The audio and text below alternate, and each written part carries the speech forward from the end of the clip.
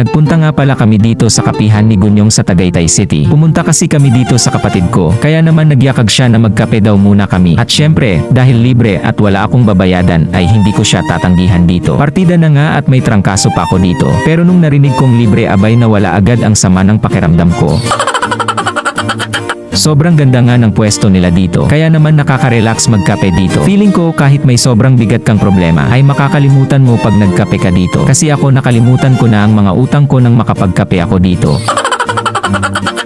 Tignan nyo naman kung gaano kaganda dito. Kaya naman siguradong marelax ka ng maayos dito. At kung mahilig ka nga din pala mag-picture-picture, ay bagay na bagay ka din dito. Kasi sobrang aesthetic ng ambience dito. At kapag nakapag-picture-picture ka dito, ay i-post mo na din agad sa social media. Para pag nakita yan ng mga kumar mong chismosa at inggit sa'yo, ay siguradong ikwento at siraan ka na naman yan sa ibang tao.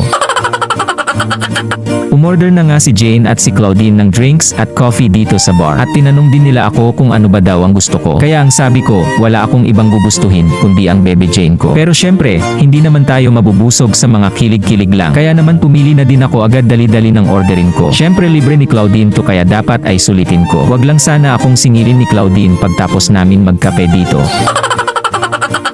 At pagkatapos namin makapili at maka-order ng mga gusto namin, ay sinabi sa akin ni Jane na picturean ko siya dito. At syempre dahil supportive partner ko, ay kukuhanan ko siya ng maraming napakagandang larawan upang nang sa ganon ay lalo pa kaming magkain laban. At nang matapos ko nga na picturean ang asawa ko dito, ay napansin namin na andon naman sa kabilang counter sila Claudine. Bali dalawa nga po pala tong counter nila dito. Isa yung counter para sa mga drinks at pastry. At etong isa naman ay para naman sa ordera ng pasta carbonara at iba pa. Habang nag-iikot nga ako dito ay nakakita ako ng duwende. At dahil may duwende syempre meron din ditong Diyosa. At hindi nga lang pala ito nag-iisang Diyosa, kundi dalawa sila. Si Claudine na Diyosa at si Jane na Diyosa. At dahil may duwende at Diyosa na dapat meron ding engkanto, kaya ako na ang magiging engkanto. Tutal bagay naman sa akin ang maging maligno.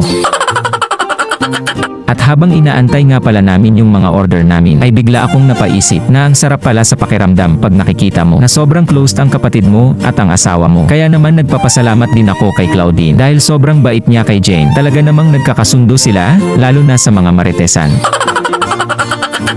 Ilang minuto nga lang pala ang nakakalipas, ay okay na agad ang mga in-order namin. Pero ang sabi ni Claudine ay bago daw kami umakyat sa taas, ay pumasok muna kami dito. Kasi pipicturan niya daw muna kami dito ni Jane. Kaya naman kahit gutom na ako at gusto ko na din makapagkape, ay pumayag na din ako na picturan na muna niya kami dito. Kasi mas maganda na din yung may mga picture. Kayo sa mga magagandang nangyayari sa buhay nyo. O diba ang sweet parang hindi nag-aaway. At matapos nga kaming picturan ni Claudine dito, ay kinuha na namin ang mga pagkain namin. Dahil aakyat na kami sa taas para doon kami makapagkape. At dahil nga ako ang may hawak ng kamera, kaya naman hindi ako nakatulong sa kanila magbitbit ng mga ito. Pero kinaya naman nila bitbitin ang mga ito, kaya mamaya ko na lang sila tutulungan. Tutulungan ko sila na ubusin ang mga pagkain nila.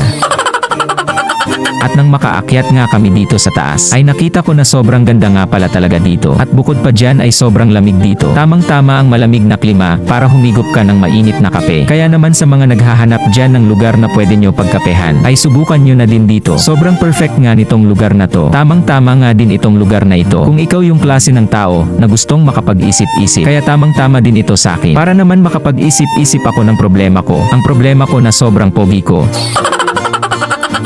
Nagsimula na nga din pala kami ditong magkape at kumain. At kasabay noon ay nagkukwentuhan kami tungkol sa mga magagandang bagay na nangyayari sa buhay namin. Sinusulit namin ang bawat minuto na lumilipas upang makapag-relax-relax. Kasi kinabukasan ay may pasok na naman kami sa trabaho. Kasi ganyan talaga ang buhay. Kailangan maging masipag at matyaga sa pagtatrabaho para dumating yung araw na maging successful kami sa mga buhay namin. At para maabot din namin ang lahat ng mga pangarap namin. At sinabi ko nga din pala dito sa kapatid ko at sa asawa ko na kapag naging successful din ako dito sa pagbablog ko, ay kahit anong gusto nila ay ibibigay ko. Kaya sana patuloy nyo pa din akong suportahan. Sa simpleng pag-like, share and follow lang ay malaking tulong na ito sa akin. At nang matapos na kami kumain at magkape, ay uwi na din kami. Kaya hanggang dito na lang tong vlog kong to. At maraming salamat sa panunood at pagsuporta nyo.